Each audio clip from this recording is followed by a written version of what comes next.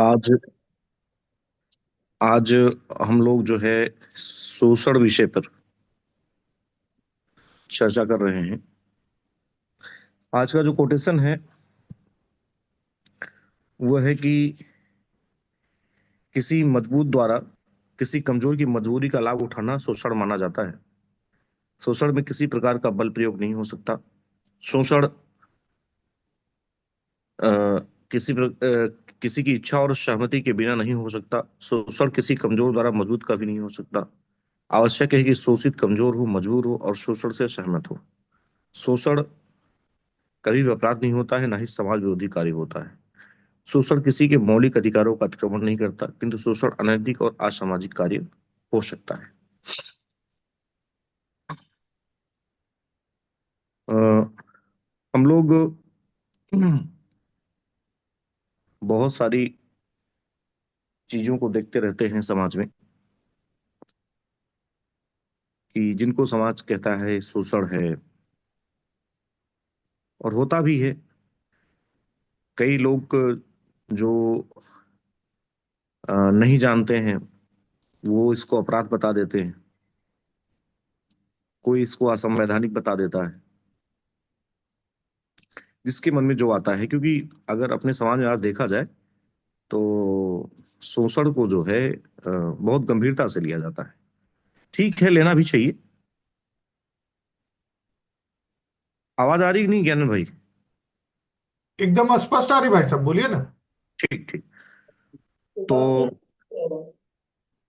देखिए, शोषण समाज की एक जटिल और बहुआयामी जो है वास्तविकता है, जिसमें शक्ति, संसाधनों और प्रभाव की असमानता के कारण एक वर्ग या व्यक्ति दूसरे कमजोर और मजबूर व्यक्ति की स्थिति का लाभ उठाता है। यह एक ऐसी प्रक्रिया है कि जो सत्ता पर स्वेच्छा और सहमति का आभास देती है, लेकिन इसकी जड़ें गहरी सामाजिक, आर्थिक और मनोवैज्ञानिक निर्भरता पर समाई होती है। शोषण को अक्सर कानूनी और नैतिक दृष्टि से परिभाषित करने में कठिनाई होती है, क्योंकि यह स्पष्ट रूप से किसी कानून का उल्लंघन नहीं करता है और न ही प्रत्यक्ष रूप से किसी व्यक्ति के मौलिक अधिकारों को बाधित करता है।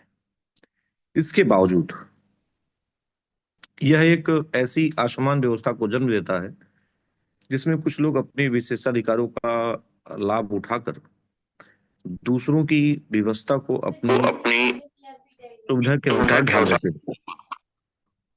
शोषण की सबसे महत्वपूर्ण विशेषता यह है कि इसमें किसी प्रकार का प्रत्यक्ष बल प्रयोग आवश्यक नहीं होता है।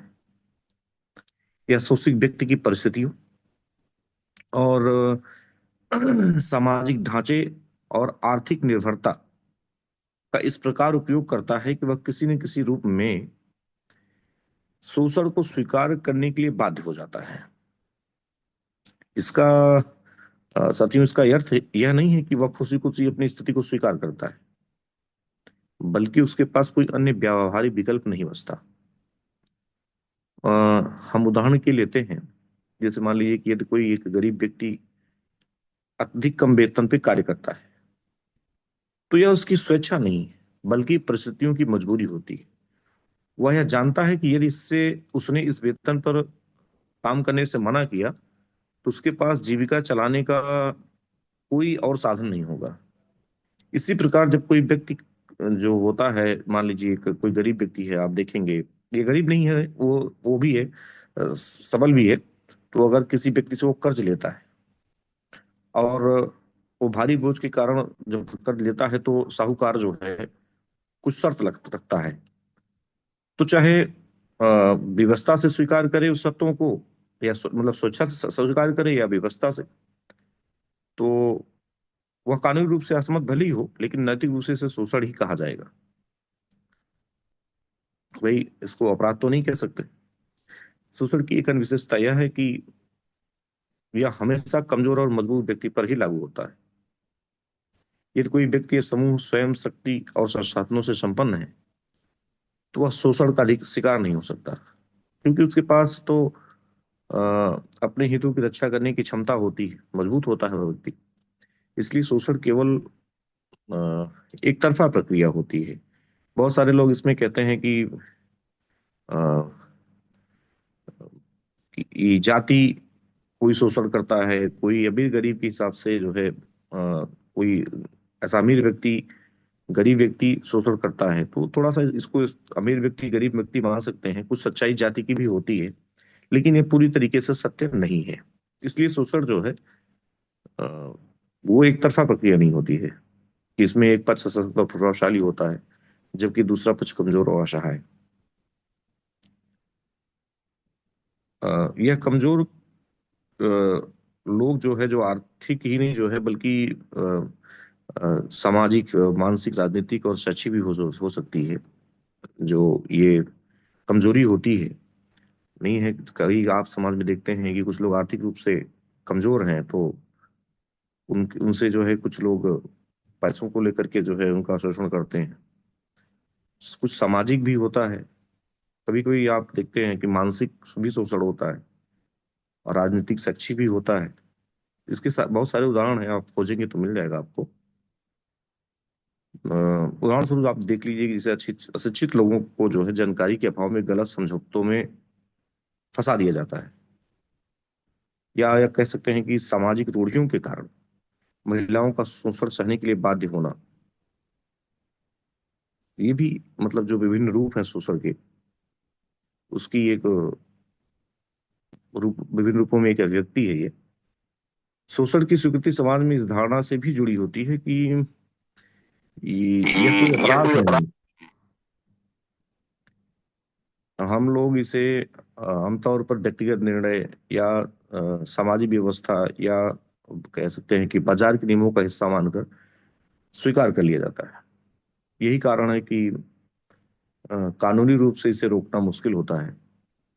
सरकार जब जब भी किसी शोषण को जो है अ, कानूनी रूप से रोकने का प्रयत्न करती है, तो फिर जिसका शोषण रोकने का प्रयत्न करती है, उसी में ही जो चालाक धूर्त लोग होते हैं, मजबूत लोग होते हैं, फिर वो अपने से कमजोर लोगों का शोषण करना चालू कर देते हैं।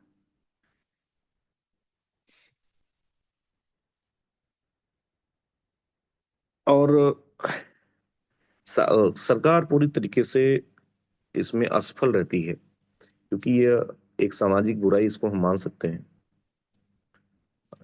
इसको ये भी कह सकते हैं कि अ, या व्यक्ति की अपनी व्यक्तिगत बुराई भी हो सकती है। लेकिन लोग इसे अगर कानूनी तरीके से दूर करने का प्रयास करते हैं, तो फिर इसमें और भी कई तरीके के शोषण होते हैं। ये रुकता उकता कुछ नहीं है। इसमें सरकार को हाथ भी नहीं डालना चाहिए, लेकिन सरकार जो है, क्योंकि वह उसको वर्ग संघर्ष कराना होता है, किसी को पीड़ित बताना होता है, तो किसी को जो है ये बताना होता है कि यह पीड़ित करता है, तो वो वोट लेने के खातिर ऐसा करते रहते हैं। तो अ, ये समाज इसको दूर करे, यह अच्छा होता है, ना कि इसमें जो है सरकार को जो है डालना चाहिए, हाथ डालना चाहिए। सरकार को इससे बहुत दूर रहना चाहिए। आप देखेंगे कि शोषण की समस्या जो है केवल व्यक्तिगत स्तर तक सीमित नहीं होती है, बल्कि यह संस्थागत और प्रणालीगत भी हो सकता है। जब कोई सरकार और संगठन या व्यवस्था इस प्रकार कार्य करती है कि समाज का कोई विशेष वर्ग हमेशा पिछड़ा और निर्भर बना रहे, तो यह भी शोषण की एक प्रणालीगत प्रक्रिया बन जाती है। ऐतिहासिक रूप में इसको हम जब देखने का प्रयास करते हैं, तो उपनिवेशवाद और जैसा हमने पहले भी चर्चा किया कि कहीं ना कहीं थोड़ी बहुत जाति व्यवस्था का भी असर रहा है, और लैंगिक असमानता का भी, और नस्ली जो भेदभाव आप पश्चिम में दे सकते हैं, वो ऐसे ही एक शोषण के व्यापक रूप रहे हैं, जिनमें कुछ वर्गों को उनकी सामाजिक, आर्थिक और शैक्षणिक स्थिति के कारण निम्न स्तर पर बनाए रखा गया। और शोषण के प्रभाव जो होते हैं वो दीर्घकालिक होते हैं, गहरे होते हैं।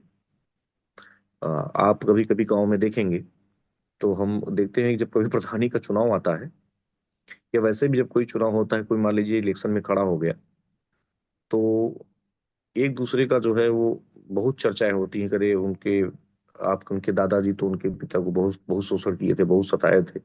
ऐसा जैसे राजनेता करते हैं तो ऐसा वहां भी होता है, तो उसके दीर्घकालिक और गहरे प्रभाव तो होते ही हैं।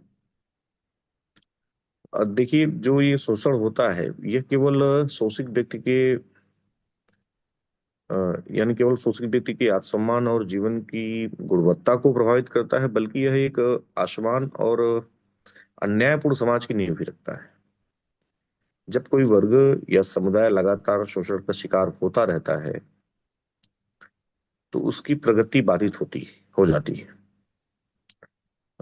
आप देखेंगे कि जिससे जो सोशियल मोबिलिटी है जो है, वो सीमित हो जाती है। यह स्थिति धीरे धीरे एक ऐसे दुष्चक्र को जन्म देती है कि जिसमें शोषित व्यक्ति अपनी दशा को सुधारने में असमर्थ रहता है, और शोषक वर्ग लगातार अपने प्रभाव और संसाधनों को बढ़ाता रहता है। शोषण की जो समस्या है, उसका समाधान मैंने पहले भी कहा कि कानूनी उपायों से नहीं किया जा सकता, क्योंकि एक सामाजिक और नैतिक मुद्दा भी है। इसे समाप्त करने के लिए शिक्षा, जागरूकता और सामाजिक सुधार की आवश्यकता होती है, जो समाज ही कर सकता है, जिससे जो कमजोर वर्ग होता है वो अपने अधिकारों को समझ सके और अपनी अपनी स्थिति सुधारने का प्रयास कर सके। जब तक अ, अज्ञानता और एक संसाधनों की कमी बनी रहेगी, तो जो शोषण है किसी न किसी रूप में तो मौजूद रहेगा ही रहेगा। अ, ये एक व्यक्तिगत, केवल मतलब इसको हम व्यक्तिगत समस्या नहीं कह सकते हैं। यह समाज के मूलभूत ढांचे से जुड़ा एक गंभीर मुद्दा है। इसको समझना और समाप्त करना आवश्यक है, लेकिन इसके आड़ में कोई अ, समाज को जो है बांटे, वर्ग विद्वेष पैदा करे, यह उचित नहीं है। अ, जो लोग इसको बहुत गंभीरता से लेते हैं, अपराध बताते हैं, उनको भी ये समझने की आवश्यकता है, क्योंकि जब आप अ, किसी का शोषण करते हैं तो उसके मूल अधिकारों का हनन नहीं करते। जो मौलिक अधिकार होते हैं उसका हनन नहीं करते, और मौलिक अधिकारों का जो है वो हनन ही वो अपराध होता है।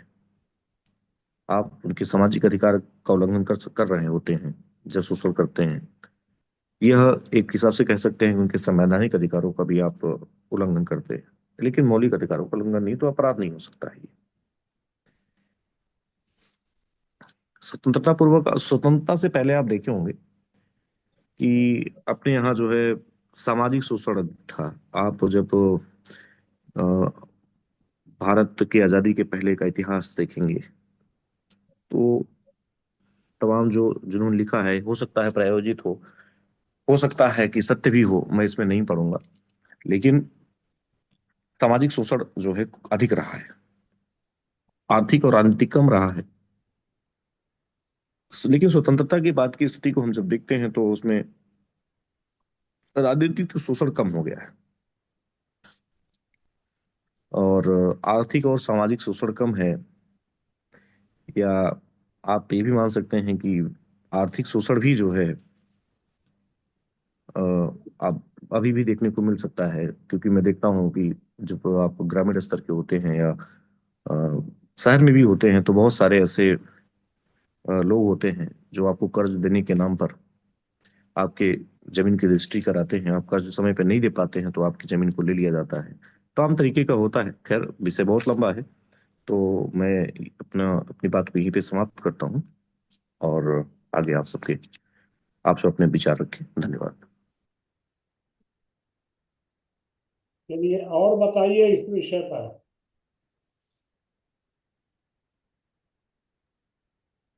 बाबा नमस्कार। हाँ बताइए पवन जी। बाबा, शोषण एक सच्चाई है। यह कभी खत्म नहीं हो सकती है, क्योंकि यह ऐसी चीज है कि जो कमजोर हो गया उसका शोषण होना लगभग तय होता है।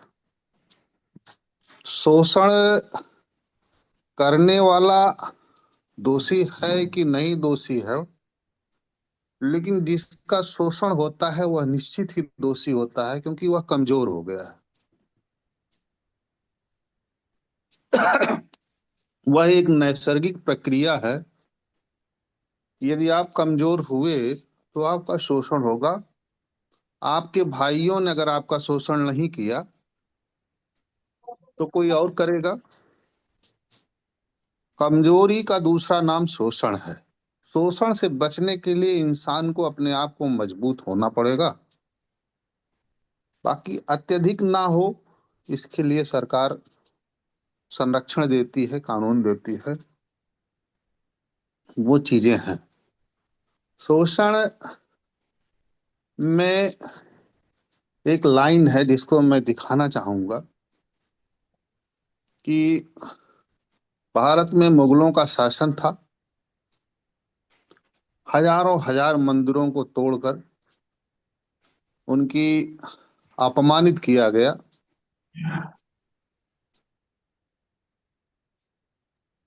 वो दासता के प्रतीक बन गए। यही मंदिर आजादी के बाद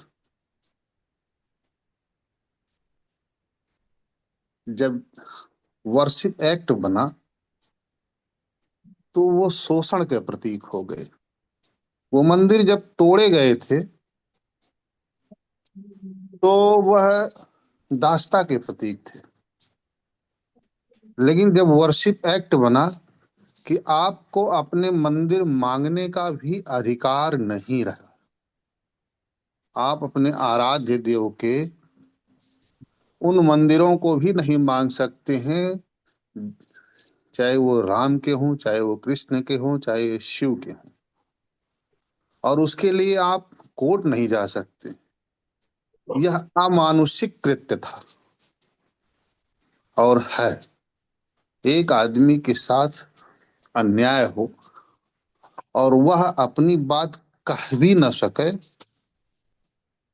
कि मेरे साथ अन्याय हुआ है, जांच परख लिया जाए, मेरे मंदिर मुझे वापस कर दिए जाए, यह शोषण की पराकाष्ठा है। ऐसा शोषण जो है अपराध बन जाता है। और हमें लगता है कि बहुत सारे लोग इससे सहमत हो, लेकिन मैं चश्मा के रंग को बदल के देखता हूं। हमने एक दिन चर्चा में कहा था कि आज के दलित प्राचीन राजा थे और यह सिर्फ तर्क से अगर कहा जाए तो ठीक नहीं होगा। इसके साथ प्रमाण है कि उनके महलों पे उनके नाम अभी भी अंकित है। लोधियों के राजमहल, किले अभी भी हैं फरुखाबाद के साइड में। लखनऊ में पासी का किला अभी भी है और लखनऊ से आगे बहराइच तक राजभरों के राजमहल अभी भी हैं। इन दलितों को इनके राजमहल दूसरे राजा ने छीन लिया। ये अपराध या शोषण कहना उचित नहीं है, क्योंकि राजगद्दी पे वही रहता है जो जीत पाता है। वो व्यवस्था थी जिसमें वो उनकी हार हुई और वो अपने कुल सहित समाज से बहिष्कृत कर दिए गए। जो समाज की संस्कृति थी, जो गद्दी पे बैठता था, जो राजा होता था, वो समाज का राजा होता था, उसकी हर बात समाज मानता था। जो राजगद्दी से निष्कासित हुआ, समाज से निष्कासित हुआ, समाज उसके साथ नहीं, राजा के साथ। इस तरह समाज बहुत बड़े अन्याय से बच जाता था और उसका कुल खानदान जो राजा होता था वो समाज से बहिष्कृत हो जाता था। तो समाज को बचाने की एक परंपरा थी कि राजा आप भले हो जाओ लेकिन समाज को बख्शे रहो, समाज रहे। जो राजगद्दी पे है वो कुल खानदान परिवार सहित समाज से बहिष्कृत हो जा रहा है, समाज से उसका कोई मतलब नहीं रहेगा। आप राजा बन जाओ। हिंसा को कम करने का एक माध्यम था, समाज को बचाने का एक माध्यम था। व्यवस्थाएं बदली, समाज की चिंता लोगों को खत्म हुई, मनुष्य एक एकांक इकाई के रूप में लोगों ने परिभाषित करना शुरू किया। पूंजीवाद का दौर आया और उन्हें दलितों के रूप में पहचान मिली। फिर से समाज में वे स्वीकृत हुए और सरकार द्वारा कुछ जमीनें उन्हें पट्टा की गई। आरक्षण द्वारा उन्हें पढ़ाई और नौकरी में भागीदारी बनाया गया। आर्थिक रूप से, सामाजिक रूप से उन्हें सुसज्जित करने का प्रयास किया गया। और हम सबकी ये नैतिक जिम्मेदारी है कि जो लोग पिछड़ गए थे उनको संभालें। इस तरीके से हम एक अच्छे समाज की कल्पना कर सकते हैं। धन्यवाद बाबा जी।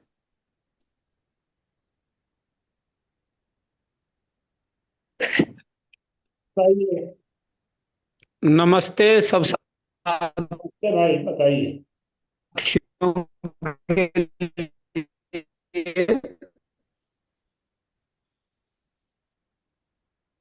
आपकी आवाज नहीं आ रही है। विपिन भैया आवाज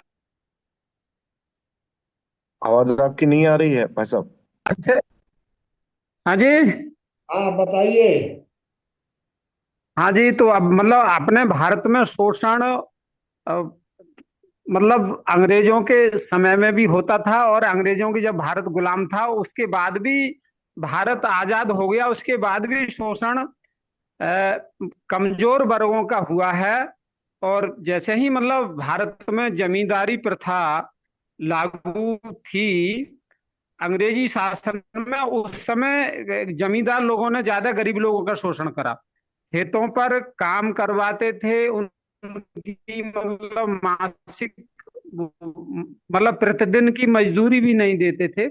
तो जो जमींदार वर्ग था मतलब जो भारत में वो एक प्रकार से शोषण करते थे। अब भी हमारे भारत में जो गरीब तबके के लोग हैं मजदूरी करने के लिए भट्टों पे जाते हैं, ऐसे मतलब जबरन काम करवाते रहते हैं, उनकी महीने की तनख्वाह नहीं देते, उनको भगा देते हैं। तो इस प्रकार से आज भी भारत में जो है वो मजदूर वर्ग का शोषण हो रहा है। मजदूर वर्ग अगर थोड़ा बहुत पढ़ा लिखा है, शिक्षित है, तो वो मतलब निर्भय होकर पुलिस के पास चला जाता है। वो मैटर मतलब पुलिस जो काम मतलब मालिक है उनसे गरीबों की मतलब मजदूर लोगों की तनख्वाह दिलवाती है पुलिस।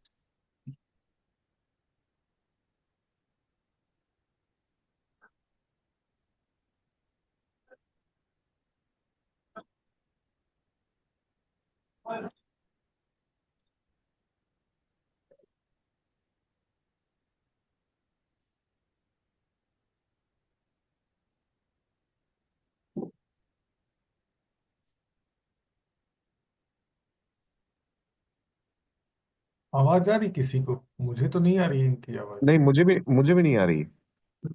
उधर से ही आपने कुछ कर रखा है इसलिए आवाज नहीं आ रही, मतलब अ, उधर से पता नहीं आवाज क्यों नहीं आ रही। क्यों भैया जी, आ रही है आवाज? अभी आ रही है हाँ, आपकी आ आवाज। रहा है। आ रहा है। ये आप कैसे कर सकते हैं? तो पता नहीं क्या है, क्यों आवाज ना आ रही इधर पूछिए इनसे ज्ञानेंद्र जी। तो वो खुला आपका हुआ है माइक। आपका तो निर्णय है ना कि यहाँ से गड़बड़ी हो रही है। आप अपना नेटवर्क नहीं, आपका आवाज आ रहा है। हो सकता है मेरे मोबाइल से मतलब नेटवर्क की आप गड़बड़ी मदन जी, हो आप रही अपनी बात बोलिए। हो, ऐसा भी हो सकता है। भारत में हाँ हाँ, मतलब हेलो। आज भी मजदूर आज भी भारत हेलो, में हमारे आवाज आ रही है? मदन जी, आप पहली बात तो यह है कि आप पहले नेटवर्क में आइए। आपके यहाँ मोबाइल में नेटवर्क नहीं है, यहाँ से कोई गड़बड़ी नहीं है। अभी आपको म्यूट किया गया है।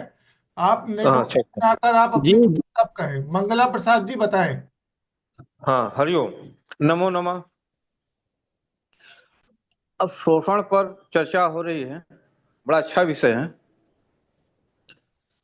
शोषण दो प्रकार के होते हैं। मेरा मानना है कि शोषण दो प्रकार से हैं, एक प्राकृतिक शोषण, एक वैचारिक शोषण। शोषण अनादिकाल से हो रहा है, अब भी हो रहा है और होता रहेगा। लेकिन प्राकृतिक शोषण जो है कि होना आवश्यक है। यदि प्राकृतिक रूप से यदि शोषण नहीं हो रहा है तो शोषण न होना भी एक बहुत बड़ा शोषण है, क्योंकि मनुष्य के श्रम का और समय का कोई कोष नहीं है, कोई जमा बैंक नहीं है कि उसको वह बचा के रख सके। इसलिए उसको जो है कि काम चाहिए, चाहे वह अच्छी मजदूरी मिल रहा है चाहे कम मिल रहा है। वो अपने समय श्रम को बचा नहीं सकता, इसलिए वह मजबूरन होकर के जो है कि कम मूल्य में अपना श्रम और समय देता है। तो इस प्रकार का जो शोषण होता है, उस शोषण को भी लोग वैकृत शोषण कह सकते हैं, कह देते हैं। लेकिन हमारा मानना है इसको वैकृत शोषण नहीं करना चाहिए, यह भी प्राकृतिक शोषण है। हर व्यक्ति जो है कि चाहे वह व्यापारी हो, चाहे प्रबुद्ध हो, चाहे गरीब हो, चाहे अमीर हो, वह जो है कि कम समय में कम श्रम में और कम मूल्य में अधिक उत्पादकता लेना उसकी बुद्धिमानी मानी जाती है। जो ऐसा नहीं करता वह अपने जो है कि व्यापार में, अपने व्यवस्था में, अपने अर्थ में, व्यवस्था में वह कमजोर रह जाता है। वस्तु यदि कहीं सस्ता मिल रहा हो और हम जानबूझ के महंगा खरीदें, यह प्रकार की मूर्खता है। हम कम से कम मूल्य में हम अधिक से अधिक चाहते हैं, यह तो शोषण की प्रक्रिया होती है। और समानतः ऐसा ही शोषण हर जगह बना हुआ है। लेकिन जो जबरन शोषण किया जाता है, कैद में रख करके, पीड़ित करके, जबरन जो है कि, या जो कहा गया है मूल्य देने की बात, वह मूल्य न दिया जाए, तो यह वैकृत शोषण होती है। वैकृत शोषण न होने पाए, इसके लिए समाज और सरकार इसके लिए ध्यान देना चाहिए। इसके लिए सरकार ने कानून बनाई है और समाज भी जो है वैकृत शोषण का विरोध करता है। समाज भी वैकृत शोषण करने वाले का सापेक्ष में नहीं होता है। अब शोषण से श्रमिकों का ही नहीं हो रहा है। हम देख रहे हैं जो प्राइवेट स्कूल विद्यालय अध्यापक पढ़ाते हैं, 4-4, 5-5 हजार रुपया महीना में जो है कि शहरी कॉन्वेंट स्कूलों में पढ़ा रहे हैं, वही एक प्रकार का शोषण है। सिर्फ मजदूर का ही शोषण ही कहें, ऐसा बात नहीं है। और कारण यह है कि वे जो है कि मोटा कार्य कर नहीं सकते और शिक्षित बेरोजगार अधिक हैं, तो उनको जो है कि कम मूल्य में काम करना है। यदि नहीं करेंगे तो करेंगे क्या, और न करने के पेशा कुछ करना ही बेहतर है। फिर दो पैसा कम से कम मिलेगा। घर में बैठे रहेंगे तो वो भी नहीं मिलेगा, या आवारागर्दी करने से कुछ मिलने वाला नहीं है। तो शोषण की व्यवस्था संपूर्ण प्रकृति में है। यदि देखा जाए, सूर्य जल का शोषण करता है तो वर्षा होती है, किसान कृषि का शोषण करता है, मनुष्य पशुओं का शोषण करता है तो दूध धन धान्य होता है। लेकिन वह पोषण भी करता है। पशुओं से शोषण करते हैं तो उसको चारा इत्यादि खिलाते हैं। इसी तरह से शोषण की प्रक्रिया है और श्रमिकों का भी शोषण होता है। लेकिन हम जो प्राकृतिक शोषण है उसको भी यदि हम कटघरे में करते हैं तो यह बात थोड़ा गलत है, इसका औचित्य नहीं बनता है। क्योंकि यह जो शोषित हो रहा है वो उस खुद ही वह समझे कि मेरा कहाँ अधिक उपयुक्ता, मैं वहां जाकर के मैं कार्य करूं, मैं वहां से अधिक अधिक अपने समय और श्रम का मूल्य प्राप्त कर सकूं। अपनी योग्यता का अधिक लाभ मैं उठा सकूं। यह उसकी सक्षमता और ज्ञान और विवेक के ऊपर निर्धारित करती हैं। वह यह आशा करके चलता है कि नहीं जो है कि हम जो है कि चाहे जहां भी करें लेकिन हमको उतना ही मिलना चाहिए, जहां एक बहुत अच्छे जगह जाने पर मिलता है वह जो है कि यह भी जो है गांव का भी किसान हमको उतना ही वेतन दे, गांव का बनिया भी हमको उतना ही जो है पैसा। देखिए सब अपना अपना व्यवस्था है, यदि आप नहीं करेंगे तो कोई दूसरा तैयार है तो उसे करा लेगा वह अपना काम। तो प्राकृतिक है, तो प्राकृतिक व्यवस्था में होता है यदि वह अधिक मूल्य देगा तो अन्य जो व्यवसायी हैं कम मूल्य में यदि खरीद रहे हैं सामान तो अधिक मूल्य खरीदने वाला तो एकदम बर्बाद हो जाएगा। तो यह एक बाजार या एक परिस्थिति तंत्र या ऐसी व्यवस्था होती है, ऐसा जो है परिस्थिति होती है तो वहां पर ऐसा होना अवश्यंभावी है। तो उसकी निंदा करने का कोई औचित्य नहीं बनता है। व्यक्ति अपने समय और श्रम को कहीं बचा कर कोई बैंक में खाता खोल कर उसको रख नहीं सकता। और जो है कि एक व्यापारी या किसान, एक कोई मालिक मजदूर है, मालिक है, वह जो है कि अधिक मूल्य में कोई वस्तु खरीद करके वह मार्केट में प्रतिस्पर्धा नहीं कर सकता। तो बहुत से ऐसी व्यवस्थाएं हैं कि जहां पर यह चीजें होती हैं, लेकिन मूल रूप से है हमने जो बताया था, शोषण नहीं होना सबसे बड़ा शोषण है। क्योंकि यदि हमारे घर में कार्य करने योग्य कुछ व्यक्ति हैं और उनको कार्य नहीं मिल रहा है तो उनके समय और श्रम का निरर्थक व्यर्थ होना अवश्यंभावी है। यदि वह उनका कार्य और व्यवस्था कहीं बन रहा है तो भले ही उतना न मिले, उनके इच्छा अनुसार कम ही मिलता है, तो उनके समय और श्रम की उत्पादकता अवश्य बनेगी। उनके समय श्रम से जो उत्पादकता प्राप्त होती है भले उसका फल वो न प्राप्त करें, लेकिन अगला व्यक्ति प्राप्त कर रहा है। अगला व्यक्ति भी फल उतना ही ग्रहण कर सकता है जितना उसके अंदर क्षमता है, उसकी शरीर की क्षमता है, अन्यथा वह भी फल जो है कि वितरित तो होना ही है समाज में। जैसे एक देसी कहावत है, घी लड़ाए थरिया में जाए तो कहाँ। तो ऐसे ही यह पृथ्वी है, सब लोगों के समय और श्रम का सदुपयोग होना अति आवश्यक है, चाहे वह कम मूल्य में ही क्यों न हो, लेकिन वह अति आवश्यक है। क्योंकि जो उत्पादकता उसके परिणाम में प्राप्त होती है उससे सभी लाभान्वित होते हैं। वह उसका लाभ जो है कि गरीब से गरीब व्यक्ति भी प्राप्त करता है उत्पादकता का। यदि हम किसी कारण से जो है कि अनाज का उत्पादन बहुत अधिक हो गया या किसी सब्जी का उत्पादन बहुत अधिक किया, उसका दाम बहुत कम हो जाता है। यदि हम उत्पादकता ही, अब उसका फायदा सभी लोग उठाते हैं, तो ऐसा नहीं है। तो यह है कि पोषण जो उदारता के साथ, थोड़ी उदारता रखनी चाहिए, चाहे जैसे भी हो उदारता रखनी चाहिए। अधिक आय हमको प्राप्त हुआ है तो जो है कि थोड़ा सा हम उसको सेवा में, दान में, इत्यादि में, लोक कल्याण में हम व्यवस्थित करते हैं। तो हमें पहले शोषण का जो है कि जो दृष्टिकोण है उसके प्रति हमारा एक सही नजरिया होना चाहिए। हमारे कहने का तात्पर्य है कि जबरन शोषण किसी का न किया जाए और सबका शोषण होना चाहिए। जबरन शोषण होना और शोषण न होना दोनों एक ही बराबर है।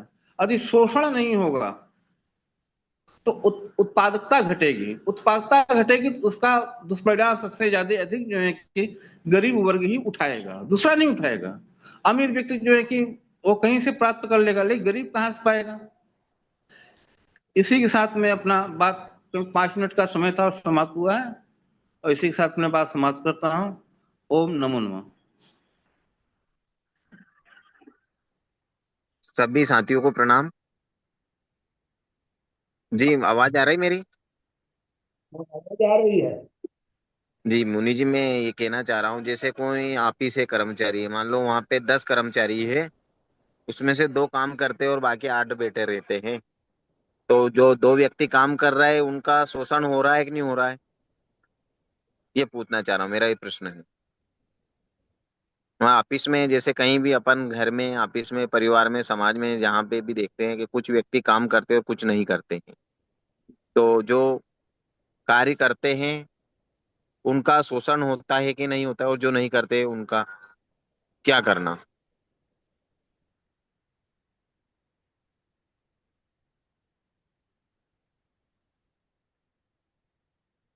चलिए और बताइए।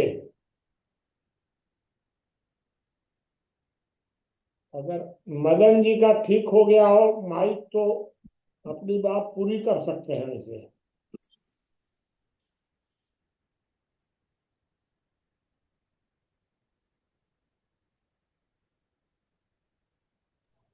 और बताइए कोई। हम इनका जो अभी बात किए हैं महोदय, उनके प्रश्नों का मैं जवाब देना चाहता हूँ। हाँ तो आदेश हो तो हम जवाब दें। देखिए, किसी ऑफिस में 10 लोग काम कर रहे हैं, 10 लोग एम्प्लॉय हैं, 2 लोग काम कर रहे हैं, 8 लोग नहीं कर रहे हैं। जो 2 लोग काम कर रहे हैं, काम करने वालों का शोषण कभी नहीं होता, क्योंकि वो अपना समय, उसका ड्यूटी है, वो अपने वो कार्य में लगा हुआ है, तो उसकी कार्य क्षमता बढ़ रही है। उसकी जो है कि निष्ठा एक दिन फलीभूत होगी। वो अपने कार्य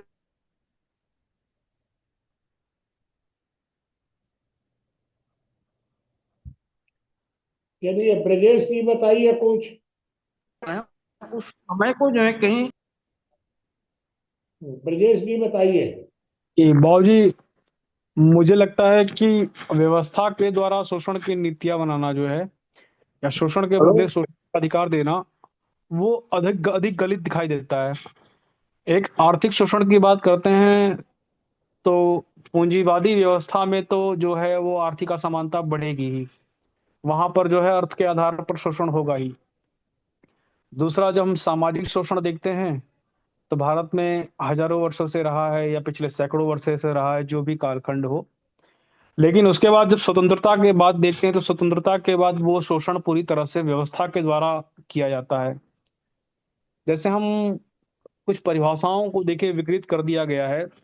रेप की बात करते हैं तो स्त्री और पुरुष के मध्य सहमति से बनाए गए संबंध, और यदि उसमें पुरुष मना कर देता है बाद में विवाह करने से, तो उसे बलात्कार की श्रेणी में रख दिया गया है, और उसके लिए उसे अपराधी मान करके जेल जेल भेजा जाता है। जबकि वास्तव में सहमति से बनाए गए संबंध जो होते हैं वो बलात्कार की श्रेणी में नहीं आते हैं, ना उसमें बल प्रयोग है, ना हिंसा है। वो कॉन्ट्रैक्ट ब्रीचिंग तो हो सकता है, लेकिन अब उसमें ये कहा जाएगा कि महिलाओं के साथ सैकड़ों वर्षों से शोषण हुआ है, हजारों वर्षों से हुआ है, इसीलिए विशेष अधिकार दे दिए जाएं, भले ही दोनों ने आपसी संबंध सहमति से बनाए हों। तो वहां पर जो है अपराधी घोषित कर करके उनको एक शोषण का अधिकार दे दिया गया है, एक ब्लैकमेलिंग का अधिकार दे दिया गया है। और यदि केस गलत सिद्ध हो जाता है कि जो आरोप लगाया था वो झूठा है, तो उसमें महिलाओं को किसी प्रकार की कोई सजा नहीं है। तो व्यवस्था के द्वारा जो शोषण किया जा रहा है वो शोषण अधिक घातक है। व्यवस्था ही शोषण का समाधान भी कर सकती है, कम से कम न्यूनतम तो कर सकती है, समाप्त नहीं कर सकती तो न्यूनतम तो कर ही सकती है। आर्थिक असमानता को बढ़ाने के लिए या फिर आर्थिक स्तर पर जो शोषण किया गया वो भी पूंजीवादी व्यवस्था के द्वारा किया गया, कैपिटलाइजेशन के द्वारा किया गया, या मशीनीकरण के द्वारा किया गया। यानी इसको भी कम किया जा सकता था, लेकिन मशीनों का प्रयोग करके पूरी तरह से श्रमजीवियों के शोषण के लिए नीति बनाई गई। आरक्षण भी एक ऐसी ही नीति है जिसका उद्देश्य श्रमजीवियों का शोषण और बुद्धिजीवियों का पोषण था। तो व्यवस्था के द्वारा जब शोषण की नीतियां बनेगी तब तो वो अधिक घातक हो जाएगी। मुझे लगता है कि अगर समाज व्यवस्था के हाथ में दे दी जाए तो समाज व्यवस्था बहुत सारी जो नीतियां हैं उनका समाधान कर सकता है। अब एक प्रश्न उठता है कि भारत की सामाजिक व्यवस्था तो हजारों वर्षों से छिन्न भिन्न हो गई है, लगभग 800 वर्षों से तो हम देख ही रहे हैं कि छिन्न भिन्न है।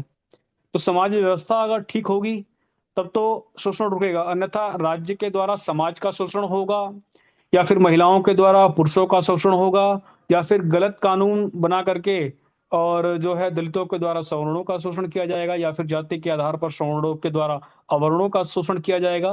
तो ये सारा का सारा दोष जो है व्यवस्था का दिखाई देता है। व्यवस्था को ठीक करके हम कम कर सकते हैं, भले ही समाप्त नहीं कर सकते। जी बाबू, धन्यवाद। ठीक है, और बताइए कोई, अगर मदन जी की बात अधूरी रही हो तो कुछ कह सकते हैं अभी। अगर ठीक हो गया हो अपना माइक को देख लीजिएगा। आवाज आ रही है मुनि जी? नहीं आई? आवाज नहीं आ रही? अभी आ रही है। जी, अधूरी बात ये, मतलब भारत में जो शोषण हो रहा है, मतलब भारत में ये कमजोरों का, गरीबों का तो शोषण पहले से ही होता आया है। अब भी हमारे जो मजदूर वर्ग है भारत में, आज भी उसका शोषण होता है। तमाम मजदूरी करने के लिए दूसरे प्रांतों में जाते हैं गरीब लोग, बिहार, झारखंड, तमाम यूपी के इधर, पंजाब, हरियाणा में। और जहां जहां मतलब मजदूर वर्ग ईंट भट्टों पर जाता है काम करने के लिए, तो जो मतलब मालिक हैं वो उनकी तनख्वाह नहीं देते। एक एक महीने वेतन जो है, तनख्वाह उनकी रोक लेते हैं, और वो पैसे मांगते हैं तो मतलब उनको फटकार कर भगा दिया जाता है। अगर वो पढ़े लिखे हैं, शिक्षित हैं, तो वो पुलिस का सहारा लेते हैं, तो पुलिस मालिक से उनकी तनख्वाह दिलवाती है। तो भारत में मतलब स्वतंत्रता के बाद भी शोषण हो रहा है, और जब भारत गुलाम था उस समय भी कमजोरों का शोषण होता रहा है। तो इस तरह से एक हमारे, बता दीजिए ना, जी, बताइए बता सही। बहादुर सिंह जी बताइए। हाँ, मेरी आवाज आ रही है क्या? क्या मेरी आवाज आ रही है मुनि जी? जी आ रही है आपकी आवाज, बोलिए ना। ये बड़ी समस्या। बताइए। नहीं, पहले ये तो पता चला, कुछ पता, मेरी आवाज आ रही है क्या?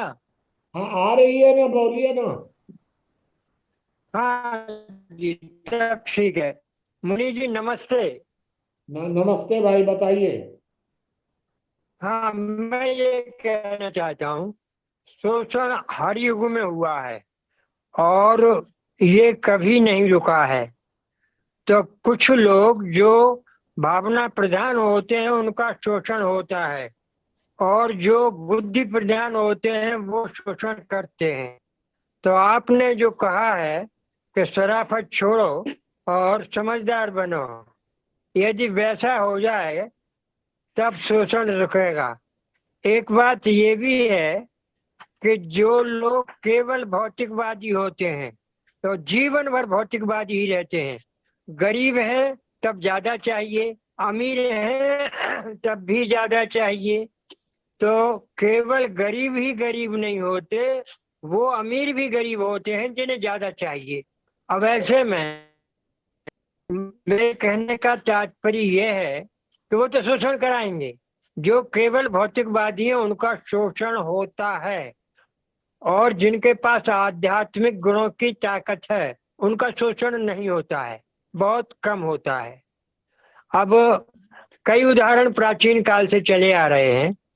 भील बालक जो है वो गया द्रोणाचार्य के पास कि मुझे वाण विद्या सिखा दीजिए। द्रोणाचार्य ने मना कर दिया, लेकिन एकलव्य नाम के भील बालक ने फिर भी उन्हीं को गुरु माना और उनकी मूर्ति बना के अभ्यास करता रहा, और वो पारंगत हुआ तो अभ्यास के कारण, लेकिन उसको ये भ्रम रहा कि गुरु की कृपा के कारण मैं हुआ हूँ। और फिर द्रोणाचार्य ने छल किया उसके साथ कि उसने उनसे कहा कि तुम मुझे, मेरे यदि शिष्य, तुम मुझे अपना गुरु मानते हो तो गुरु दक्षिणा में क्या दे सकते हो? तो उसने कहा गुरु जी जो आपकी आज्ञा। फिर वो कहते हैं दाएं हाथ का अंगूठा दे दो। अब दाएं हाथ के अंगूठा का उपयोग द्रोणाचार्य जी को क्या था? मतलब कितना, यदि इतिहास सही है और ये घटना सही है, तो इतने बड़े योग्य व्यक्ति ने, इतने मशहूर व्यक्ति ने कितने छोटे से व्यक्ति के साथ छल किया। ये शोषण का एक उदाहरण है। दूसरा, इसी तरह से अनेक उदाहरण हैं अनेक उदाहरण हैं इस समय जो याद आ जाए। और आप देखिए, मैं भी बता रहा हूँ, ये जितना भी मुस्लिम समाज है भारत में, वो वास्तव में इनके पूर्वज हिंदू थे, और ये जानते भी हैं, मानते भी हैं कि हमारे पूर्वज हिंदू थे। उसके बाद भी हिंदू समाज के द्वारा किन्हीं मान्यताओं के कारण उनका शोषण हो रहा है। एक थे प्रकाशवीर शास्त्री, आर्य समाज के बहुत बड़े नेता थे, अच्छे स्पीकर थे। वो अक्सर कहते थे कि जब जाति के लाल जाति से बाहर जा सकते हैं तो जाति में आ भी सकते हैं। हम इन लोगों को नहीं मिला सके तो परोक्ष रूप में हम मुस्लिम समाज का शोषण कर रहे हैं। लेकिन ये बात आसानी से गले नहीं उतरेगी। यदि हम इन्हें मिलाना चाहें तो हिंदुस्तान में मुसलमान नाम का एक भी व्यक्ति मुसलमान नहीं रह सकता। ये तो सब हमारे हैं। अब इनके ऊपर दो तरह की मार पड़ी। एक तो औरंगजेब जैसे शासकों की, या महमूद फरमूली जैसे शासकों की, कि उन्होंने जबरन इनको मुसलमान बनने के लिए मजबूर किया।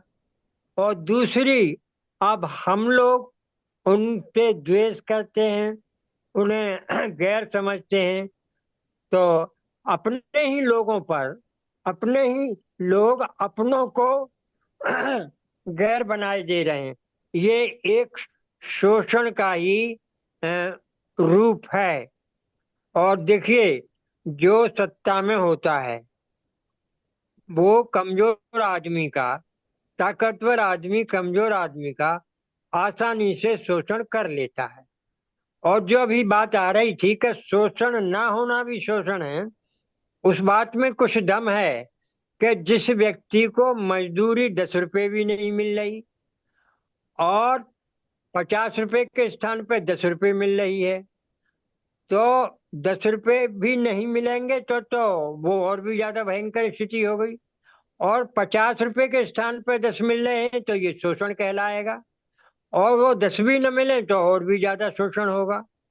तो देश काल परिस्थितियों के आधार पर लोग ताकतवर हैं या कमजोर हैं, लोग भावना प्रधान हैं या बुद्धि प्रधान हैं, इसके आधार पर शोषण होता है।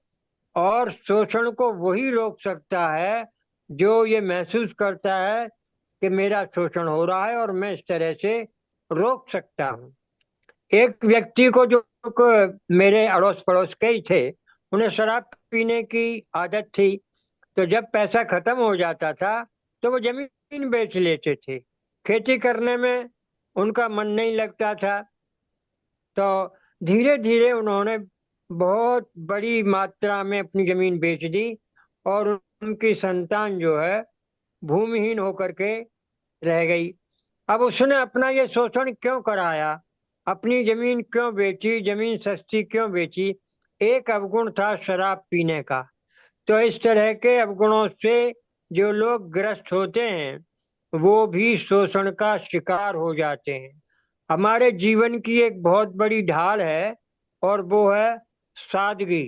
और सादगी को छोड़ने के बाद कई बीमारियां, कई परेशानियां आती हैं और हम शोषण का शिकार लगातार हो जाते हैं।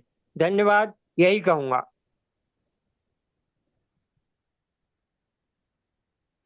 अच्छा, बहादुर जी ने बहुत ठीक बात कही है। चलिए, और कोई कुछ?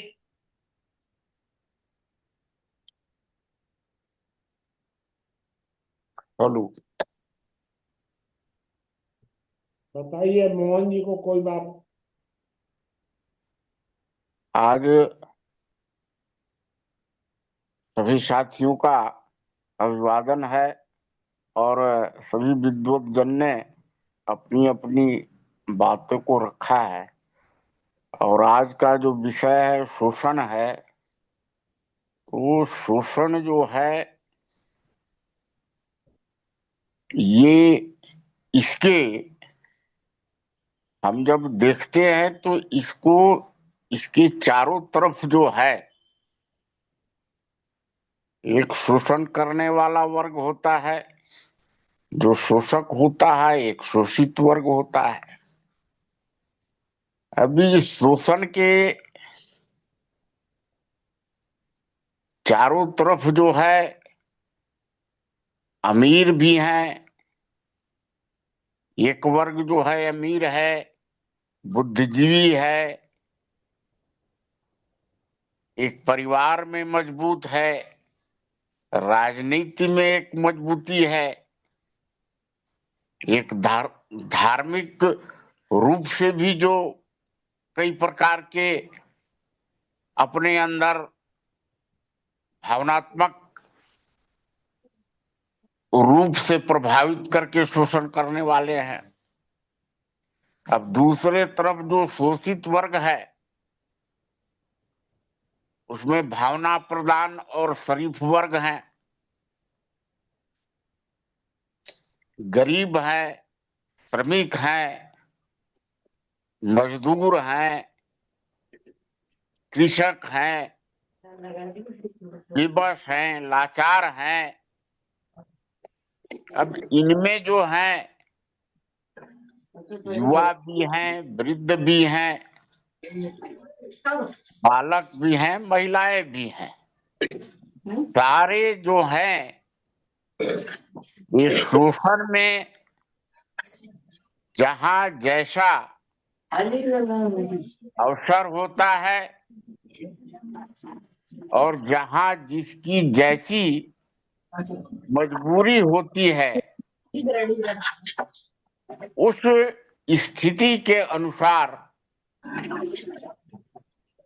एक दूसरे को शोषण करने का ये जो काम है वो चलते रहता है।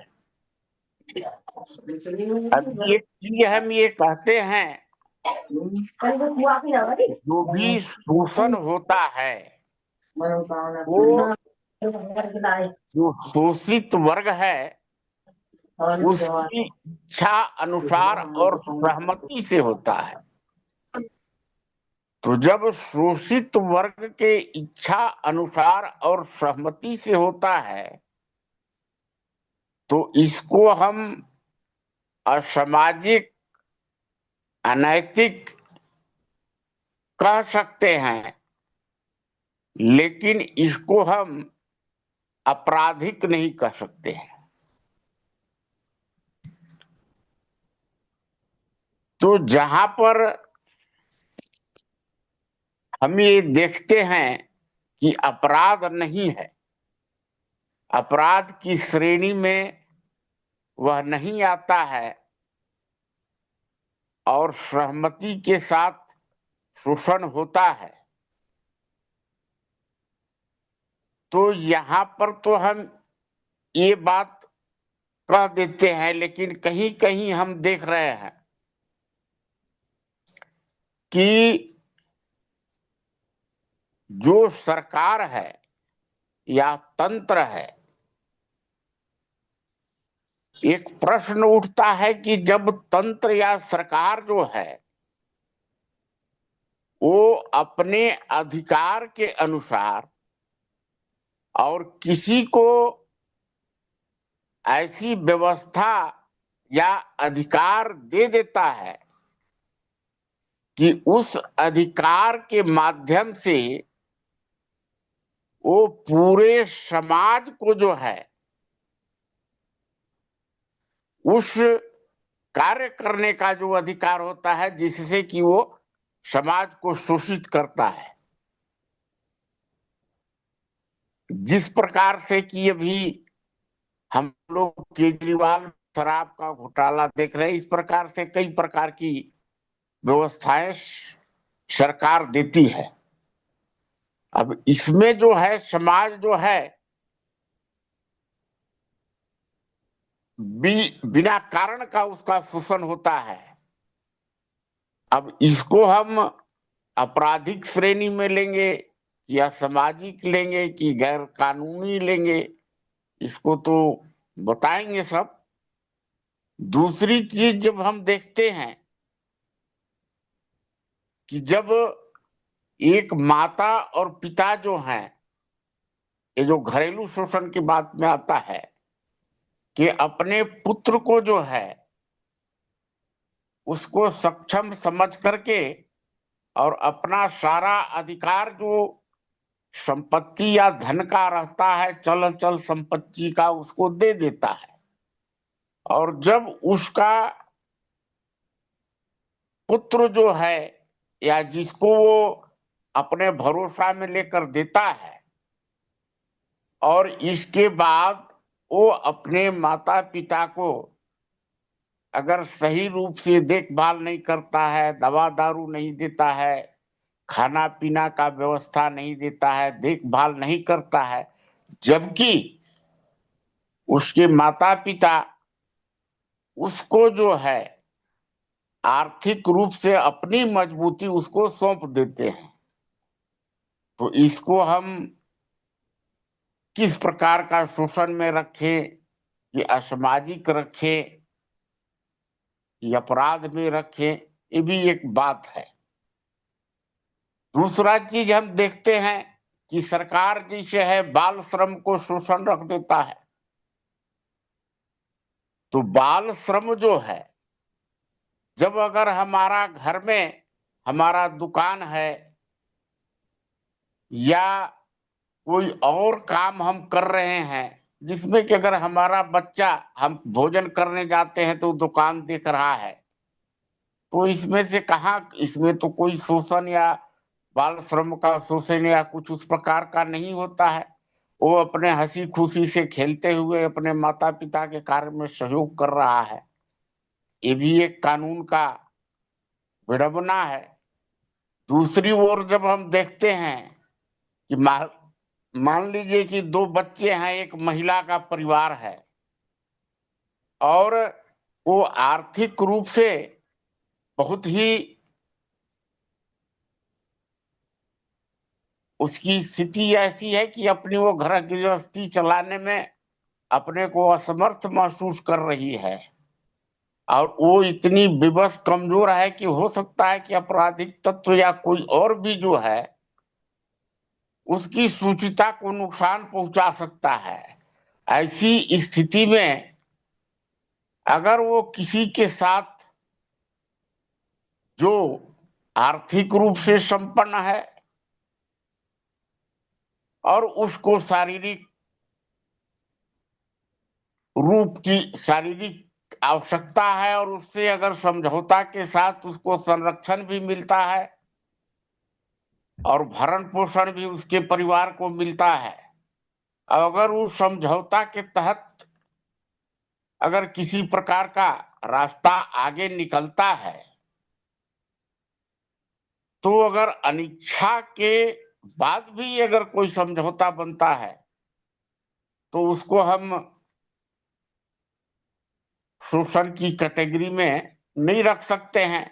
और बहुत सी जो शोषण का जो नाम दिया जाता है वो जो है समन्वय की प्रक्रिया से चलता है और इस व्यवस्था को समाज जो है बहुत अच्छा तरह से व्यवस्थित समझा बुझा के कर सकता है परिस्थिति और समय के अनुसार।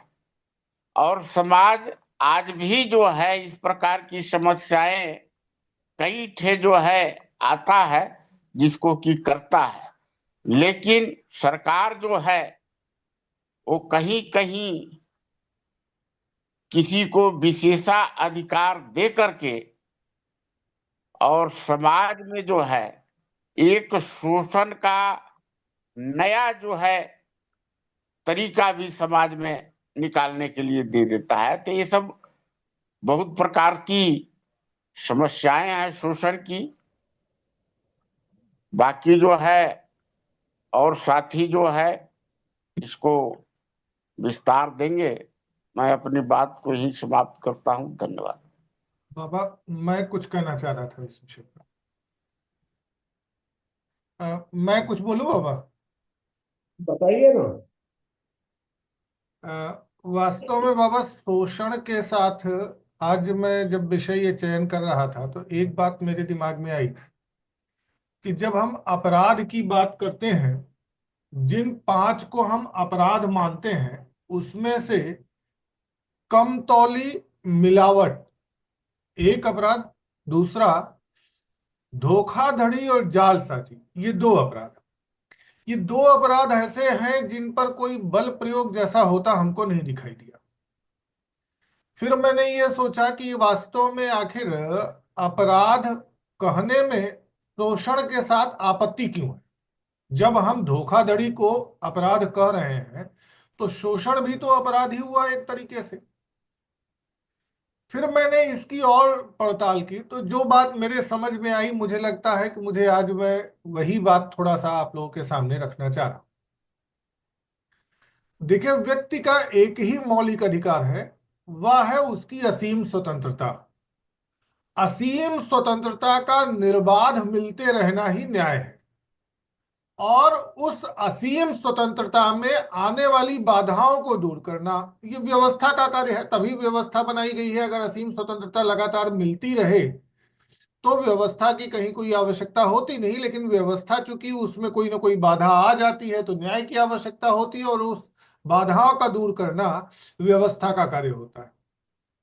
इसका मतलब है कि मेरी असीम स्वतंत्रता अर्थात मेरी सहमति के बिना यदि मेरे साथ कोई कार्य किया जा रहा है तो हम उसी को एक तरीके से हम ये मान सकते हैं कि मेरी सहमति के बिना कार्य किया गया और उससे मैं प्रभावित हुआ, उसको हम अपराध की श्रेणी में रख सकते हैं। लेकिन शोषण के साथ एक बड़ी दिक्कत यह है कि शोषण जब भी होता है तब भी उपलब्ध विकल्पों में से किसी एक विकल्प को शोषित चुनता है, यानी उसकी सहमति है। वो अपनी एक सहमति देता है कि ठीक है, इतने आप मुझे सिर्फ रोटी खिला दीजिएगा और मैं आपके यहाँ, आप जो कह रहे हो 6 घंटे का काम है, 7 घंटे का काम है, 8 घंटे का काम है, आप मुझे भरपेट भोजन दे दीजिएगा और मैं आपका कार्य कर दूंगा। यह तो एक तरीके से हुआ शोषण ही, क्योंकि श्रम शोषण कर रहा है। तो यह चूंकि उसकी सहमति है इसलिए हम इसको अपराध की श्रेणी में नहीं रख सकते। लेकिन यह जरूर है कि उसकी मजबूरी में हो सकता है, इस कोटेशन में भी बात कही गई है, उसकी मजबूरी में हो, और भी तमाम कारण जैसा कोटेशन में स्पष्ट लिखा हुआ है, ये सब हो सकते हैं। इस पर बाबा मैं चाहूंगा कि मेरी जो सोचने का जो ट्रैक है, अगर इसमें कुछ और सुझाव हो तो आप लोग दी जरूर दें। बस यही इतना था बाबा। चलिए साहब, मैं थोड़ा सा आपको और बता दूं। करीब करीब चर्चा पर्याप्त हो चुकी है। मैं 4-5 उदाहरण आपको दूंगा और आप सोचिएगा कि इसमें क्या शोषण है, क्या अपराध है। पहली बात तो यह है कि जो मदन जी ने कहा है कि पुराने जमाने में अंग्रेज लोग जो जमींदार थे तो काम करा लेते थे, पैसा नहीं देते थे, ये तो अपराध हो गया, ये तो शोषण नहीं हुआ। या उन्होंने ये कहा कि कोई व्यक्ति जबरन काम कराता है, जबरन काम कराना भी अपराध है, शोषण नहीं है। तो अगर आपने जितना तय किया उतना नहीं दिया तो अपराध हो गया, और अगर आपने तय के मुताबिक दे दिया तो कोई अपराध तो कुछ नहीं हुआ उसमें। ये मतलब मुख्य बात यह है कि शोषण और अपराध, एक ज्ञानेंद्र जी ने अभी प्रश्न उठाया कि जालसाजी, धोखाधड़ी, धोखाधड़ी तो अपराध है, यह शोषण नहीं है। एक उदाहरण आपको मैं दूं कि मैंने आपसे यह कह करके 1,000 रुपया ले लिया, यह कह करके कि मैं आपका ये काम कर दूंगा, और वह काम आपने नहीं किया, तो बल प्रयोग नहीं हुआ, लेकिन धोखा हो गया। धोखा हो गया तो अपराध हो गया। तो अपराध 5 नहीं होते हैं, 2 ही होते हैं। एक है बल प्रयोग और एक है धोखा, जालसाजी। इन दोनों को हम लोगों ने 5 कर दिया है, बढ़ा करके थोड़ा स्पष्ट करने के लिए, लेकिन होते हैं 2 ही। तो शोषण में अगर धोखा दिया जाता है, बल प्रयोग नहीं है, धोखा दिया गया, तब भी अपराध हो जाएगा। ये चलिए अब आगे। वैसे पवनजय जी ने भी ठीक कहा है, मंगला प्रसाद जी की भी बात करीब करीब ठीक है। मैं आपको 5 चीजें बताता हूं, आप सोचिएगा इस पर। मेरा 1000 रुपया नदी में गिर गया और एक आदमी ये कहता है कि मैं निकाल दूंगा लेकिन 900 रुपया लूंगा, और मैंने उसको कह दिया कि हाँ ठीक है, और वो 2 मिनट में निकाल के दे दिया। अब कहा कि 900 रुपया दीजिए। मेरा शोषण तो हो गया, क्योंकि 2 मिनट की उसकी मजदूरी तो बहुत कम होनी चाहिए। लेकिन अपराध क्या हुआ इसमें?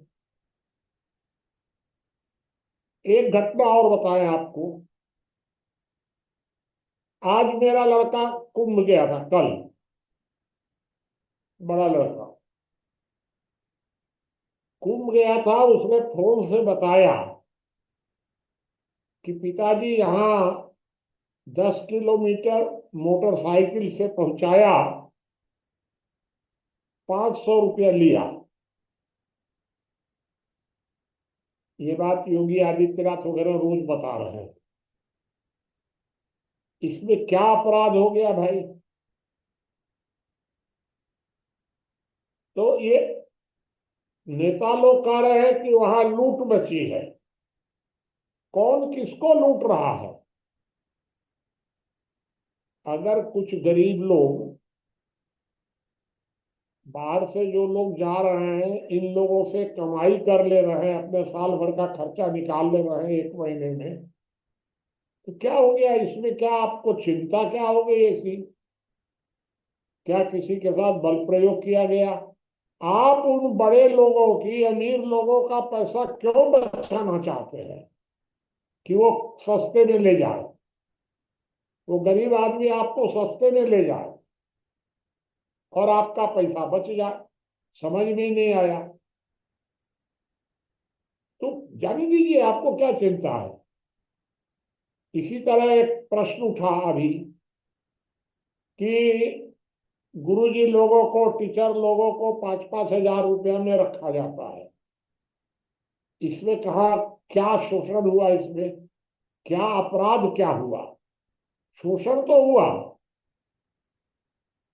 तो शोषण तो पूरी अरे बहादुर सिंह जी ने भी कहा है, पवनजय जी ने, सब ने, मंगला प्रसाद जी ने भी कहा है, शोषण तो होता ही है, ये प्राकृतिक है।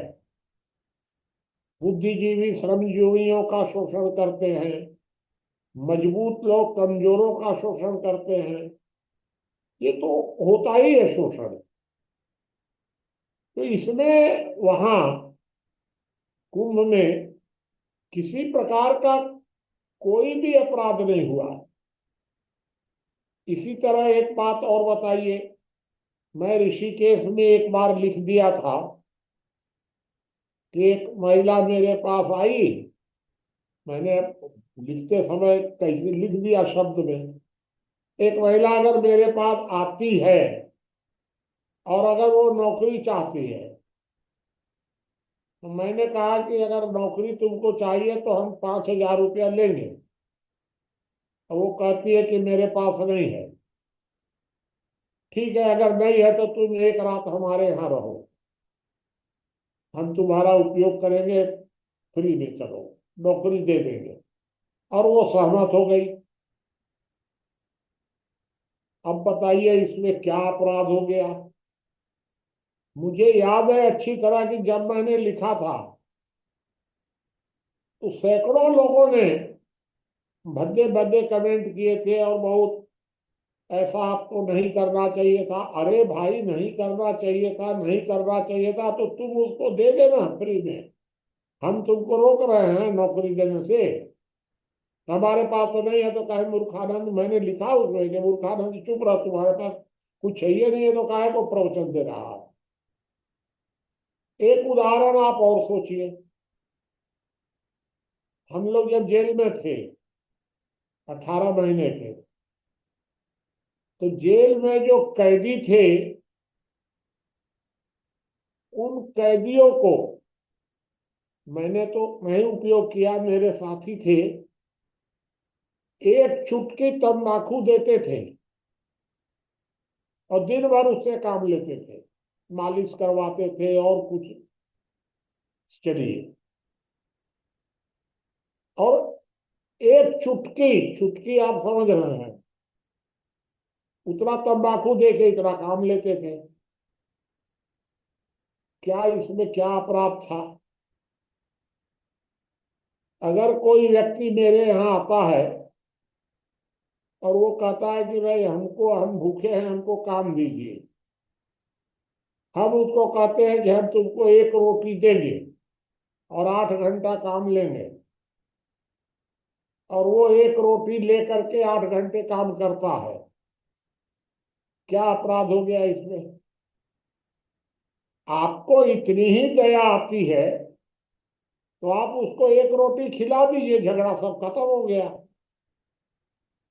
तो आप उसको रोटी नहीं दे रहे हैं, और जो एक रोटी दे के काम दे रहा है उस व्यक्ति को आप रोक रहे हैं, नहीं तुम एक रोटी में काम नहीं ले सकते हो,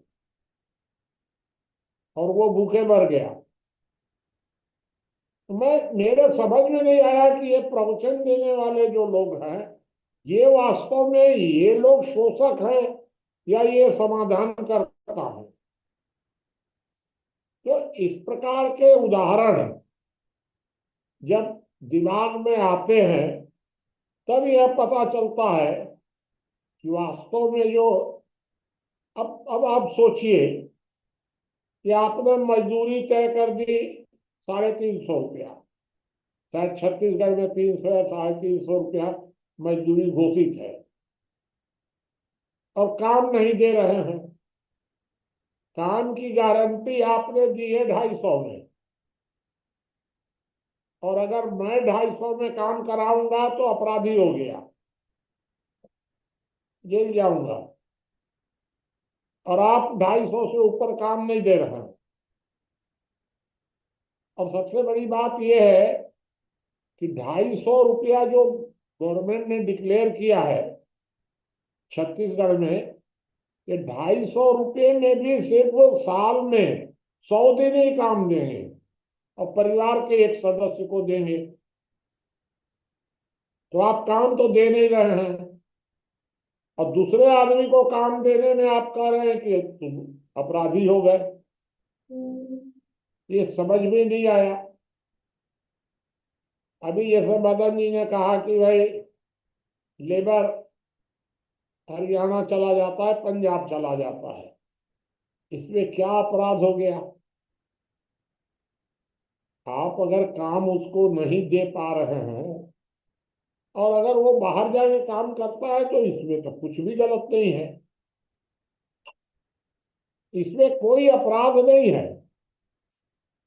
तो हमारे समझ में हम लोगों को अपनी सोच बदलनी पड़ेगी। एकदम ऐसा लगता है कि जैसे अगर आप कहेंगे कि शोषण कोई अपराध नहीं है तो ये धूर्त लोग जो है ना, ये आपको नोच खाएंगे। एकदम कैसा आदमी है, फलाना ठिकाना, जो मन में आएगा सो कहेगा। लेकिन भाई सच बात है, उसको कहना तो पड़ेगा। तो ये मैं आपको मोटी मोटी बात बताया। वैद्यराज जी कुछ कहना पूछना चाह रहे हैं, बताइए। और भी लोग कोई अभी अभी आपके पास 15-17 मिनट बचा हुआ है, बताइए वैद्यराज जी।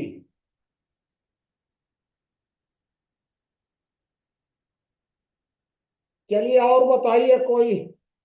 बाबूजी मेरा एक प्रश्न है। हाँ एक व्यक्ति किसी सामग्री में कुछ मिलाता है और मिला करके बेच रहा है, सामग्री में मिलावट कर रहा है या खाद्य पदार्थ में मिलावट कर रहा है, और वो किसी को बिना बताए मिलावट करके बेच रहा है और ये कह रहा है कि ये शुद्ध है, तो मुझे लगता है कि इसे अपराध मानना चाहिए अगर वो बता नहीं रहा है तो।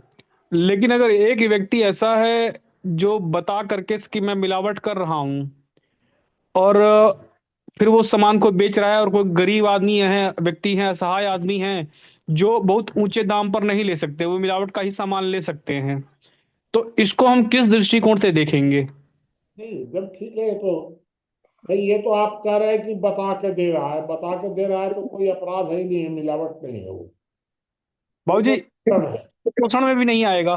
नहीं, वो शोषण में आएगा, अपराध में नहीं आएगा, और शोषण में भी नहीं आएगा कुछ। जी। देखिए, वास्तविकता ये है कि अगर मैंने अपनी दुकान पर ये कहा कि यह घी जो है ये 100 रुपया किलो है, ये घी 70 रुपये किलो है, और वो पूछता है कि ये 70 रुपया वाला पूरा शुद्ध है, तो कहे कि भाई जब देख लो तुम अब क्या हो गया, वो 100 वाला ले जा तो ले जा सकता है, और अगर 70 वाला ले जा रहा है तो स्वाभाविक है। जैसे मैं आपको एक घटना बताऊं, पहले भी शायद कभी बताया होऊंगा कि हमारे यहाँ ये मिलावट पकड़ने वाले आ गए रामानुजगंज में, ये हल्दी में मिलावट है। तो मैंने रामानुजगंज में सब लोगों को कहा कि अपने अपने दुकान में लिख दो कि हमारे यहाँ कपड़े रंगने वाली हल्दी मिलती है, खाने वाली नहीं, बस, और बाकी तुम जैसे बेचते हो बेचते रहो। और सब दुकानों में लिखवा दिया, क्या कर लीजिएगा आप इसके लिए। ये प्रैक्टिकल बता रहा हूं मैं आपको, ये सब बिना मतलब की बातें हैं, कहीं कुछ नहीं है इसमें। बावजूद मिलावट तभी अपराध होती है जब धोखा हो, जब बिना बताए किया जाए। मिश्रण मिश्रण कोई अपराध नहीं होता है। जी। दूध में पानी मिलाना और पानी में दूध मिलाना, दोनों में क्या अंतर हुआ? बात तो दोनों एक है। तो इसलिए मैं फिर आपको बता दूं कि मिलावट तभी अपराध होती है जब उसके साथ धोखा जुड़ा हुआ हो, आपकी नीयत खराब हो, सिद्ध करना पड़ेगा तब वो अपराध होना चाहिए। ये कानून को छोड़िए, कानून तो सब फालतू है। और बताइए कोई बात। बाबा एक प्रश्न ये है, जैसे दूध समाज में जो मार्केट में जो मिलता है, उस पर तो तमाम तरह के सरकार ने नियम लगा रखे हैं, इतना होना चाहिए, उतना होना चाहिए, ऐसा होना चाहिए। जबकि सरकार की जो सरकारी संस्थाएं हैं जो दूध बेचती हैं, उसमें वो पहले ही लिख देते हैं कि इसमें 14% मार्बल डस्ट हो सकता है, डिटर्जेंट की मात्रा 7% तक हो सकती है। ऐसा वो लिख करके बेचते हैं, तो लिख करके बेच रहे हैं सरकारी दुकानें, तो उसमें तो ना तो शोषण हुआ ना तो लूट हुई। लेकिन ठीक, समाज में किसी अन्य को अगर कोई बेच रहा है तो उसको पकड़ के जेल में डाल देते हैं। ये इसको सब क्या कहा गलत है, है? कानून गलत है, समाज गलत नहीं है इसमें। भाई हम लोग के यहाँ कई लोगों ने आके बताया कि दूध में बहुत मिलावट है, बहुत मिलावट है। उस आज से 60-65 साल पहले की बात मैं बता रहा हूँ। तो हम लोगों ने खूब सोचा, अंत में यह तय हुआ कि हम मिलावट को रोक नहीं सकते, तो हम शुद्ध दूध दे सकते हैं। तब हम लोगों ने शुद्ध दूध की व्यवस्था की उस समय, जब 60 साल पहले की आपको मैं बात बता रहा हूं। ये सच्ची बात यही है कि हम शोषण को रोकने के लिए सिर्फ एक काम कर सकते हैं कि हम शोषित की मदद कर सकते हैं, लेकिन आप शोषक को रोक नहीं सकते हैं। और वर्तमान में जो लंदी फंदी लोग हैं, बेकार लोग हैं, वही लोग शोषक को रोकते हैं, शोषित की मदद नहीं करते हैं बिल्कुल। यहां आकर के यही अंतर है। जो आदमी शोषक को रोकता है वो आदमी गलत है एकदम, तब तक जब तक कि अपराध न होता। चलिए भाई, बाबा आप जी, और प्रश्न करिए। बाबा जी एक हेलो। सवाल है हमारा। हाँ, बताइए। बाबा जी, व्यभिचार को आप किस श्रेणी में रखेंगे, पाप या अपराध? या व्यभिचार को जस्टिफाई करने के लिए तर्क देने की बात को क्या कहेंगे? व्यभिचार क्या चीज है? व्यभिचार ना, हाँ बाबा, व्यभिचार। व्यभिचार किसी भी प्रकार का अपराध नहीं होता है। व्यभिचार अपराध होता है उस व्यक्ति को धोखा, मतलब अगर किसी अन्य पुरुष ने आपकी पत्नी के साथ व्यभिचार किया, तो सच्ची बात यह है कि उस व्यक्ति ने और उस महिला ने, दोनों ने मिलकर उस पति को धोखा दिया। वो अगर कोई मतलब केस करे, कंप्लेंट करे धोखे का, तो अपराध हो सकता है। अन्यथा कोई व्यभिचार अपराध होता ही नहीं है, क्योंकि उसमें बल प्रयोग होता ही नहीं है, धोखा होता ही नहीं है। व्यभिचार बाबा किसी के प्रति नहीं किया जाता है। व्यभिचार एक कर्म है जो करने वाले दोनों व्यक्तियों को एक समान माना जाता है, हाँ, ठीक तो है, और यही उस कर्म को करने वाले व्यक्तियों को पापी कहा जाता है। या अनैतिक। उसको जस्टिफाई करने वाले लोगों को। पाप तो अनैतिक कर्म हुआ, हाँ, अनैतिक जी। कोई भी पाप। और बताइए कोई बात। हेलो। हाँ, हाँ, उसी बताइए। श्रेणी में भी रखा जाता है, रूप से होते हैं। हेलो। हाँ, कौन बाबू कुछ कह रहा है?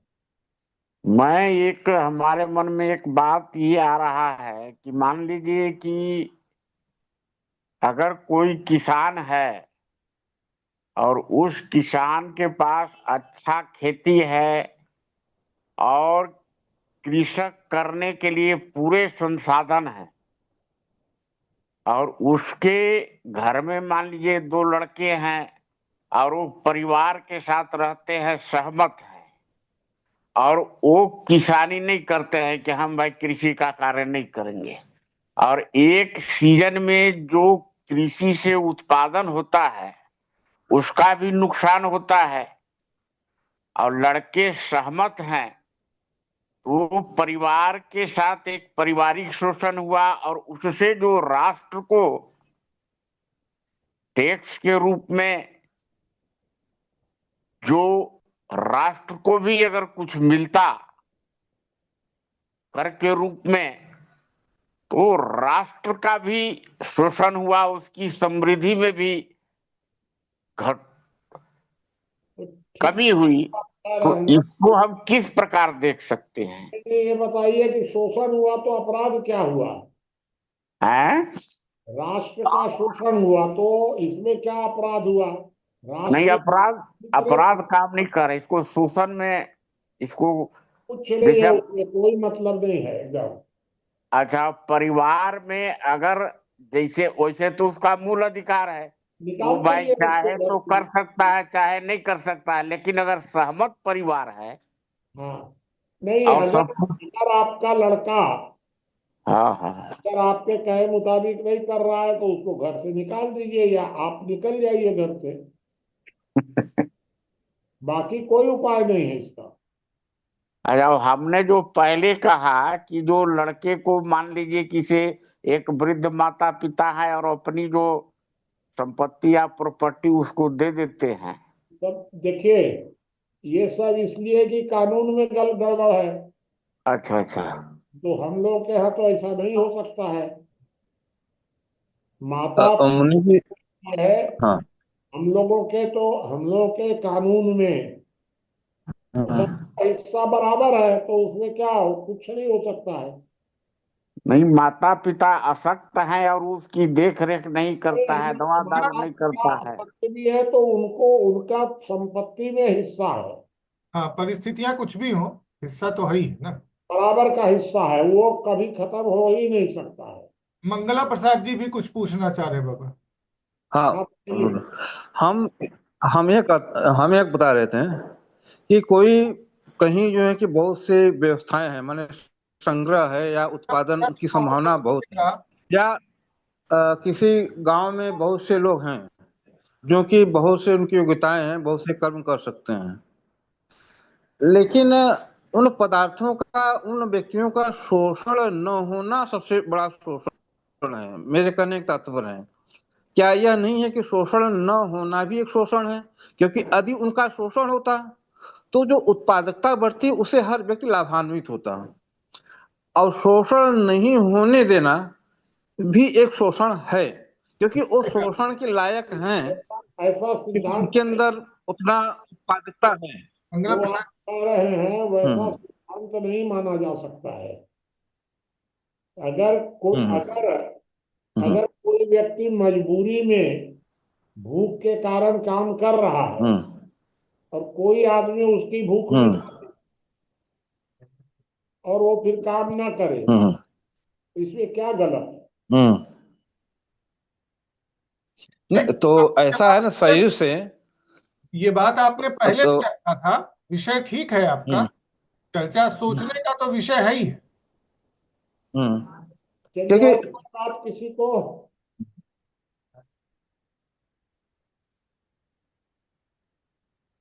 ठीक है बाबा, किसी हो को गया। कोई बात पूछनी हो तो बताइए। आज जुड़े हुए हैं मनोज प्रधान जी भी जुड़े हैं, अगर वो भी कुछ पूछना चाहेंगे तो बताइएगा।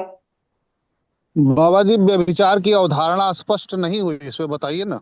स्पष्ट नहीं हुई तो मैं बता तो दिया आपको, जितना मैं जानता था उतना आपको बता दिया कि अगर कोई व्यक्ति मजबूरी में काम कर रहा है और कोई दूसरा व्यक्ति आकर उसकी मजबूरी दूर कर दे और वह आदमी काम न करे, इसमें क्या गलत, कैसे गलत कहेंगे उसको? बाबा, पवंजय जी का जो कहना है वो एक दिन विषय रख लेते हैं हम लोग, थोड़ा सा। बहुत हाँ, इस क्या पर है बताइए ज्ञानंद जी, कोई बात है तो। नहीं बाबा, हम ये कह रहे हैं कि भाई साहब का जो विषय है वो थोड़ा सा चर्चा का लंबा विषय है, तो वो रख लेते हैं तो और चर्चा ठीक से हो जाएगी। भाई, मेरे हिसाब से तो कुछ गड़बड़ उसमें नहीं है।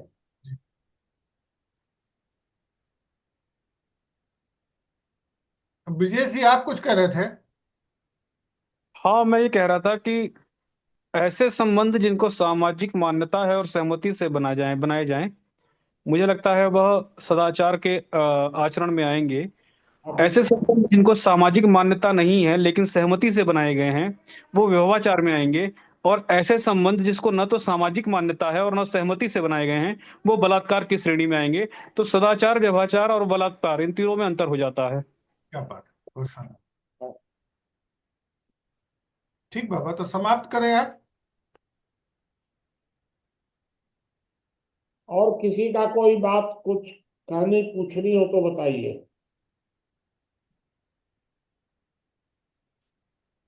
व्यभिचार सामाजिक मर्यादा को भंग करती है, तो सामाजिक मर्यादा भंग करने का अपराध तो कहा ही जाएगा।